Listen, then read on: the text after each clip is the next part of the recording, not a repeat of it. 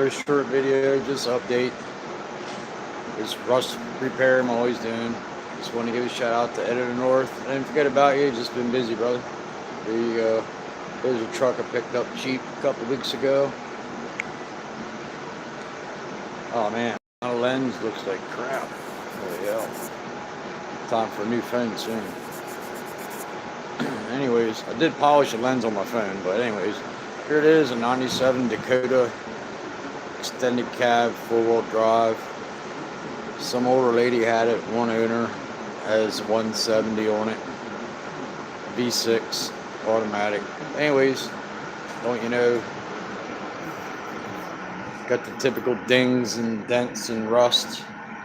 I have it on the other side, the chunk I took out. Then this rocker panel here, remove the welder, getting ready to buzz that wheel arch in.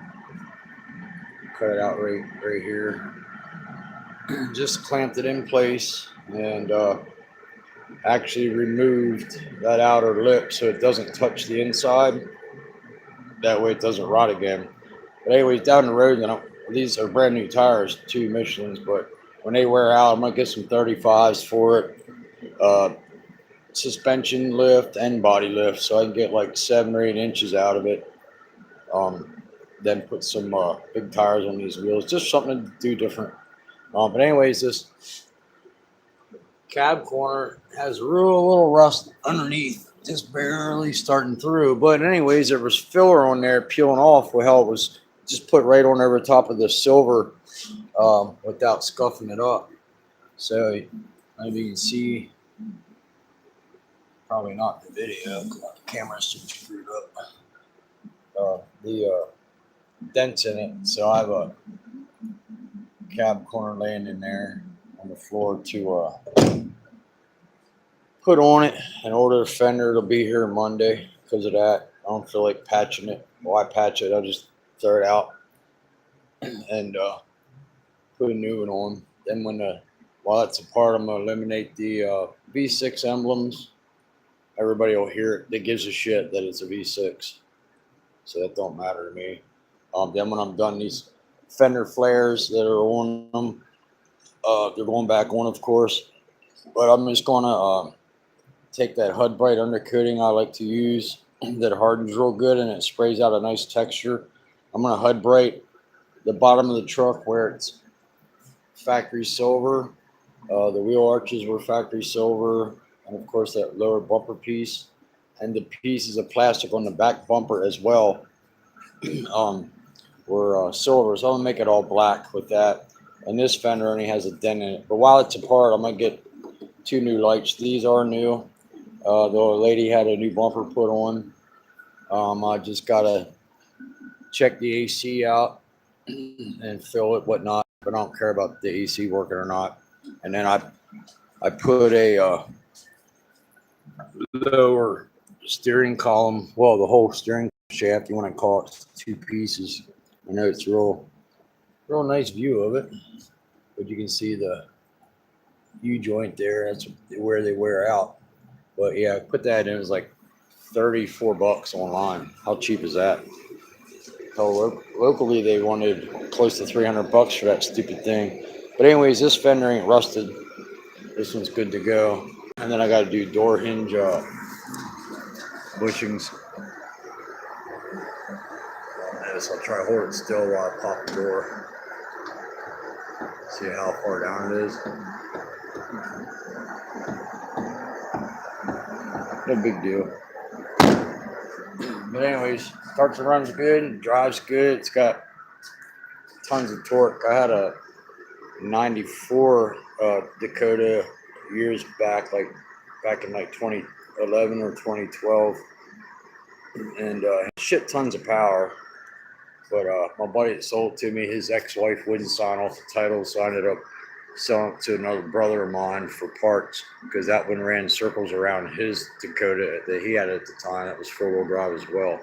So it's a $300 truck, so I just gave it to my brother for $300. Even though I stuck a little money in it, timing chain and gears. Gave it a tune-up and water pump, so, and front brakes and rotors. So I still gave it to him for $300. but he don't have it anymore. He has like Ford Ranger trucks now. Him and his two boys all have Rangers, and his is a dog too. Compared to the other two Rangers the boys have, they have tons of power. Everything he gets doesn't have power for some reason. Everything everybody else gets does. So, anyways, he took me down and picked this truck up the other week, and I'm gonna paint the whole thing too as well. But look at that hood peeling, Jesus. But anyways, he followed me up the road. I just grabbed the keys and the title and paid for it and left. No tag or nothing. So when I pulled out from the traffic light by the lady's house, I just on this thing a little bit and it was gone. Left that Ranger eating dust. I don't know what it is. These things have a lot of torque. But anyways, I just got it for a little camper I'm going to get here, a 24-footer from another friend of mine. Just to have it because it's $1,000. It's like cheap. So that's what I picked this up for, $1,000. I mean, to me, it's worth it, you know. But yeah, the typical clear peeling. So I ain't worried about it. I got all the black high build primer I need over there in my toolbox. I got a gallon of waterborne DTM primer. That shit's like armor, man, like concrete when it dries. And I just cut it with, you can cut it with acetone or distilled water. Distilled water is because so that way the chemicals in your drinking water from your faucet doesn't do any harm to the anti-corrosive chemicals or whatever you want to say is in this waterborne DTM. But anyways, yeah, I was gonna. Oh shit, that's right. I got that door over there locked. I was working on that Suburban. I put that DTM on that, and I didn't even knock it down. It was 400. I just sprayed it on heavy. 3 roll wet coats with a 1/8 tip, and then I took and let it dry. Put a fan on it, let it dry up. The left rocker, did some work on the left quarter and the full right quarter, and then I put 2 wet coats of the Shopline 2K on it. Sand's a lot easier than the waterborne. But anyways, got my black primer, gray primer. Got all kind of primers for the truck. Then I got some Transtar. I talked Transtar stuff up pretty good. I got some trim black to use on some trim. I got 1, 2, 3 quarts of my black for the truck. Plus I know I have it sitting here somewhere. Anyways, I've been saving all kinds of blacks, and I'm just going to put it all together and make one black for that truck because it doesn't matter. You know, I even got single stage black if I want to do something like a jams later. But yeah, inside the jams, since it was factory two-tone, that rocker, I'm just going to pull that seal up in that trim and just do it to it. You know, just paint it black right with it. But the cab corner there, I'm not going all the way in like to here like they say. And I'm only going to this seam because I can just straighten that little bit of a dent up there. I'm going to cut it right down here, grind the pinch weld, and then I'm going to go right on that corner.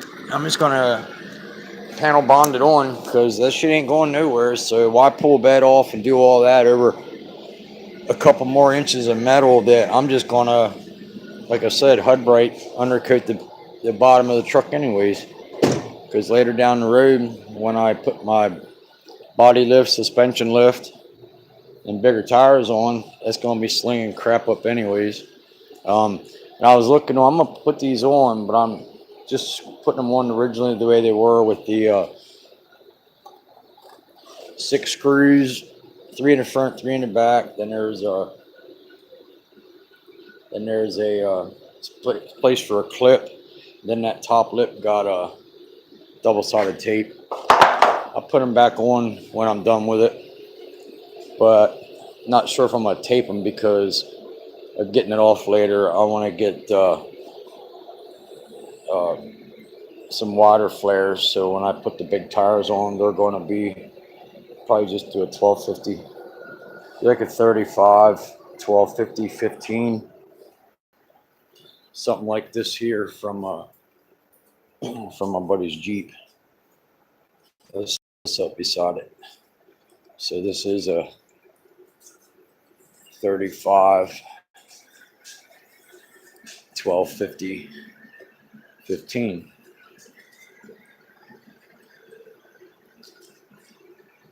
That would definitely.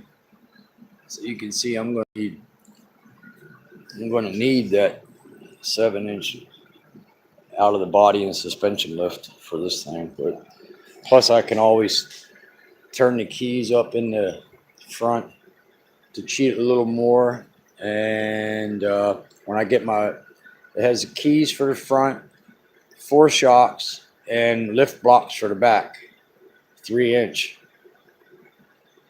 And that's all bigger to make. But I can turn the keys up in the front bigger, farther, and then put like 4-inch blocks in the back, or add an inch to the 3-inch block that comes in the kit. But there's a 35 now, and this here is about centered, and you can see how close that would be, approximately there to the bumper. Anyways, that would never work right now, but just showing what I'm gonna roughly what I'm gonna put on. Might as well just do it.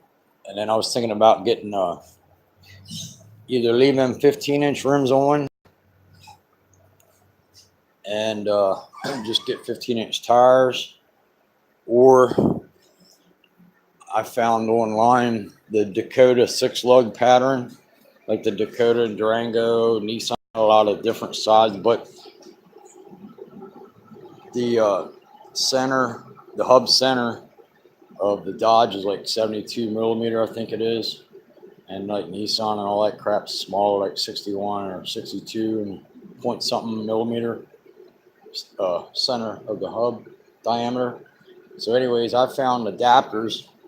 I was looking around at 8-lug wheels too, black with a little aluminum on it, black and chrome, black and silver, whatever, that go 6-lug, 6 on 4.5 pattern to 8 by 6.5, I think it is. That's the old style Chevy, whatever, all they carry, that they were on the 8-lug pattern, to the new Chevy 8-lug pattern, which is bigger. I forget what that is. I forget what the exact size of it. We just did it to a 05 Suburban, put adapters on, hub-centric adapters that were machined to order, and they were like $600-700. But anyways, I found ones on here that are hub-centric for like $149, 4 of them, 2-inch spacers. That's why later when I get everything, then I'll lift it and do all at one time. I'm not going to lift it and have these stupid little tires on. These tires are a 1/2 inch shorter. They're 28. Those tires that were on the Suburban, on the aluminum, like the Duramax wheels, were 29. So I mean, they would kind of look stupid on the Suburban. That's why I took them off and put 17-inch or 20-inch rims off a factory 2017 Chevy Silverado truck. I think I put a video up. It's not sitting out front here, the Suburban, but I think I put a video up of that, or I will soon. If I didn't, I'll check. Anyways, there it is. Got a hole here to fixing the tailgate. Dent there. There you see, there's the rust. It's just behind the flare, but if I wouldn't have seen it bubble up, you don't feel much inside. But yeah, this little lip right here, I'm cutting that inner piece off all the way, so I don't gotta worry about rust, and it's a small enough gap to not worry about shit getting up in there. So here's what I cut out of the inside of the right side of the bed. Here's the inner part of the wheel well right here. And here's the skin. I just bent it down. But this here, that lip looking at you, is the lip looking at you there from the other side, of course. But look how that baby is. No, I barely had to grind anything. As far as the skin went, I just ripped it off because it's off. And then this here was dented in too, pretty good. I pulled most of it out, but I figured I'll wait till I do the arch. And then I got a little wave in it because it's black already, and of course I'm putting it back black again. And then I gotta pull this, straighten this bed up, see how it bows fronted. All but touching the back of the cab if it isn't. Looks like you slide a baseball card between there if you got a baseball card. There it is. Getting busy with stuff. I have the other side of the shop locked up so people don't come in through here and go around. But anyways, want to put your video up. Head of the north. I'll talk there then. Peace.